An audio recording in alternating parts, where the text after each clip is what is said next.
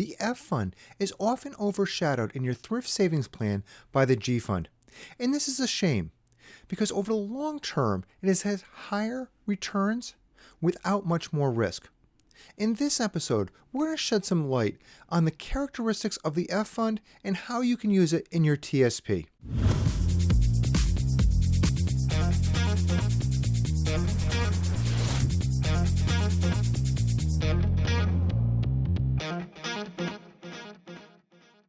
Welcome. I'm Ed Smith, President of Valor Wealth Partners, where we're dedicated to educating federal employees on your complex and often underutilized benefits. When we're doing reviews on TSPs, we often see that the F fund, or the fixed income fund, is not being used to its potential. The reason we feel this is happening is because of lack of knowledge. So today we want to really talk about the characteristics and how you can use the F fund in your TSP.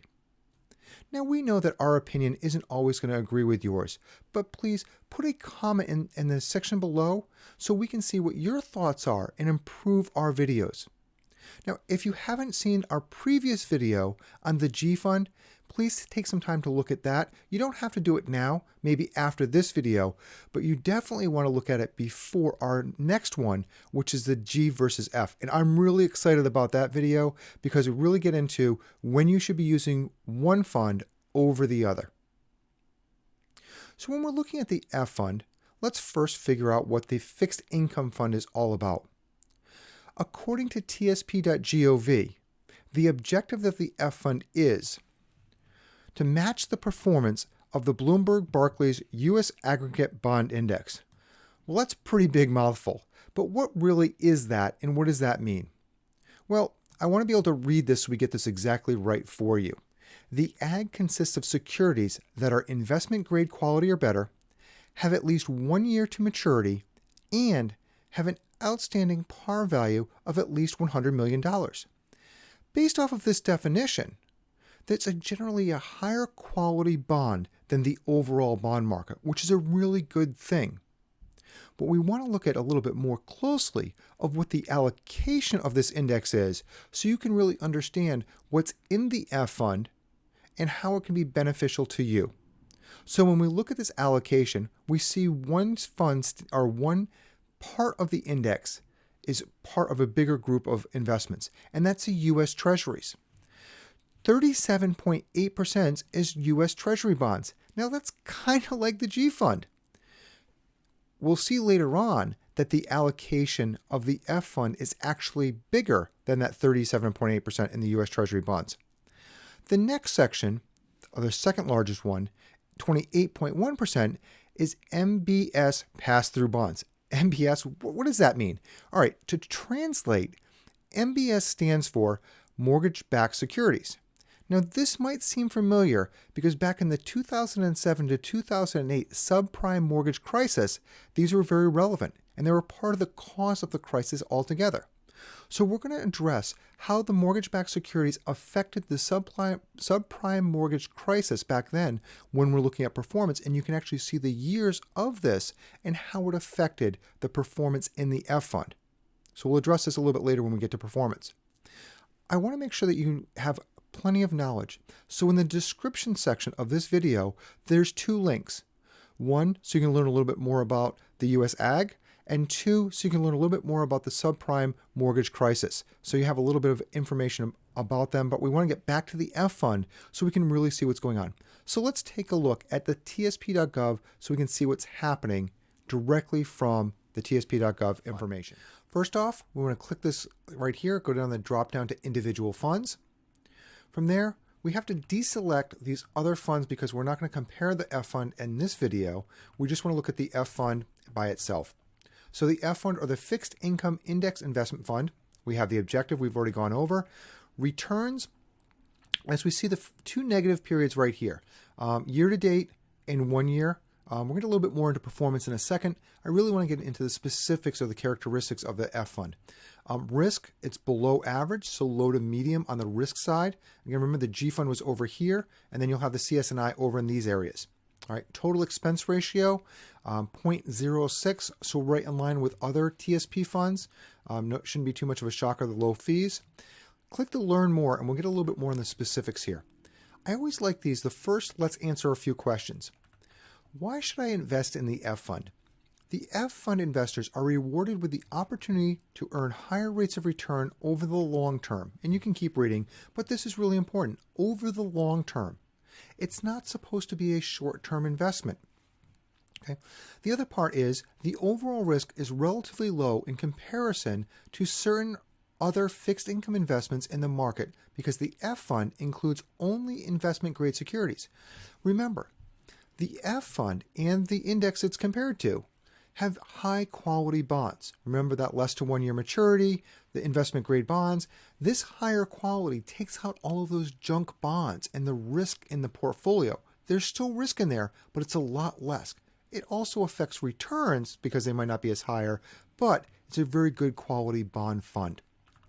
The next section, am I okay with market and inflation risks? Please read this, but basically market risk is the volatility or the ups and downs in the portfolio or the price of the fund. And inflation risk, as we talked about in the G fund video, it's looking at the real rate of return or the return after inflation has taken its bite from the returns in the portfolio. So you definitely can add those up and look at those. We're not going to get into them specific in this video, but the G Fund has a really good explanation and some more documentation of where you can find more information about that. The last one, this is important because we've had some changes going on. In periods of falling interest rates, the F Fund will experience gains from the resulting rise in bond prices. Well, the other month, the Fed came out and signaled that they're going to most likely raise the Fed interest rates in the next year and a half. This is the exact opposite of what this description says. When we have rising interest rates, which we're most likely going to have in the next year and a half, the F fund may experience some negativity or negative rates of return. So it is something to be able to look at. The next section talks about that the F fund balances off some of the equity portfolios, reducing some of the overall risk from the equity if that's what you have in your portfolio. Again, performance, but here's something interesting in the summary section. The asset managers. Now, BlackRock was the manager of the portfolio, but as of June 21st, 2021, State Street took over as the manager. What this means is a different team is managing the portfolio. They have the same directive that they have to match the performance of the index, but with a different team management that might do it in a different way, which means the returns and performance of the portfolio in the underlying securities will not be the same. And they can change that based off of different ways that they choose to manage the portfolio, which means it could have better or worse returns than what we've seen in the past because we have new managers. There's less bonds than in the index itself, and it talks about this right here. The next thing is composition. Now, in the video I highlighted a little bit earlier about that 37.8% that's in U.S. Treasuries. According to this, it's 39.4% is in U.S. securities, so a little bit more than 1.5%. That's not too much of a change, but it does mean that they are overweighting U.S. securities. Now, again, the managers only have to try to be able to match the performance of the index. They don't have to beat it, and however they do it is up to them, but obviously they want to be pretty close to this composition of what it is in the index. So that's a lot of the information that is in the portfolio. In our next segment, we're going to talk about the performance and go a little bit more in depth into that. Okay, I wanted to bring you back to the main page of the tsp.gov. So in case you decided to look at the performance first, you know exactly where to be looking at. So the first thing we want to do is look at the fund performance, bring down this drop-down menu of rates of return, and then we have all of the funds pop up. So we want to hit select all to get rid of them, select all again to get rid of them, just the F fund, and because the F fund has a benchmark, we want to have that selected as well. Okay, when we're looking at the performance of the F fund, the tsp.gov breaks it down in a couple of periods of time, 1 year, 3, 5, 10, and then since inception. One of the things that you're going to see is that the F fund outperforms the index in every one of these periods of time, which is really good. It's supposed to be matching the performance, and it actually exceeds it based off of their criteria on the tsp.gov website. All right, the next thing I want to really single out is the year-to-date performance. The year-to-date performance is a negative number, negative 0.37. Now, the first 3 months of the year, January, February, and March, were all negative and significantly negative numbers. But since April, we've been positive. So this is a year-to-date number, not a full calendar year. So by the time we hit the end of the year, this number could be positive. I don't know which way it's going to be, but if we continue on this trend, this will be positive in the next month. So we don't know if this is a full negative year, so we don't want to look at that when we're looking at some of the year-to-date or yearly averages that we're going to look at in a second. So let's go down and look at those and see what has been happening with the TSP-F fund over a longer period of time. Here's the annual rates of return. As you can see, it bounces around quite a bit, but it really matches the index, and that's what it's supposed to do. These lines are almost on top of each other. A couple of times they drift earlier on, but for the most part, they pretty much are right on top of each other. You'll also see 3 full years that we had negative performance. The first one was back in 1994, a negative 2.96. Then 1999, 0.85 of a negative. And then finally, the 2013 with negative 1.68. Now, like I said, year-to-date number, it's negative, but we don't want to really count this as a full year number because it's not a full year yet. It could be, but neither I nor you or any other expert can really tell you what the end of the year is going to be. One of the things you also want to look at with every one of these 3 negative years is the following year was staggering rates of return. Look at the jump in just this one period. When we had the negative here, a huge jump, again into 2000. Then we had this negative in 2013 and a huge jump in 2014. Now, again, I don't know what this year is going to perform or what next year is going to perform. We could have the first 2 negative years in a row for the F fund. That is possible. But based off of trends, the F fund has recovered relatively quickly and it's gotten back on track, which is really good for long-term performance. It's also good for short-term concerns. Unlike equity markets that generally have longer periods of negativity, this is a relatively short period of negative. Okay. The other thing I want to be able to point when we're looking at the annual returns is this period right here, 2007, 2008, and 2009. If you remember earlier in the video, we talked about the number 2 portfolio, or what the index is built on. The number 2 size is those mortgage-backed securities, which had the subprime mortgage crisis back in these years. The reason why we're not seeing a huge negative in these 3 years is because we're looking at those high-quality investment-grade bonds. And the subprime mortgage crisis was the junk or the horrible bonds that were built into those periods of situations. Really good returns, but their risk was through the roof. And because they're not allowed to be in this portfolio, you don't see the down in those markets. So if you're concerned about that, you shouldn't necessarily be. Now, I'm not saying it won't affect it in the future. What I'm saying is in this crisis, it was averted because of the good quality stuff. The last thing I want to point out is that these are annual returns. They take out the noise. I'm going to show you in a quick second what a monthly chart looks like on this, and it is very noisy. A lot of up and down, fluctuations all over the point, and there's a lot more negatives or under 0 rates of return. What I don't recommend is people looking at their TSP that often.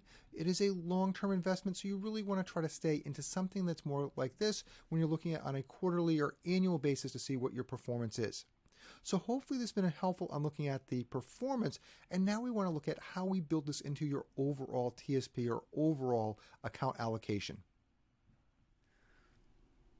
Now that you have a good grasp of what the F fund is directly from tsp.gov, let's see how you should put it or how you should use it in your TSP or what allocation you should have.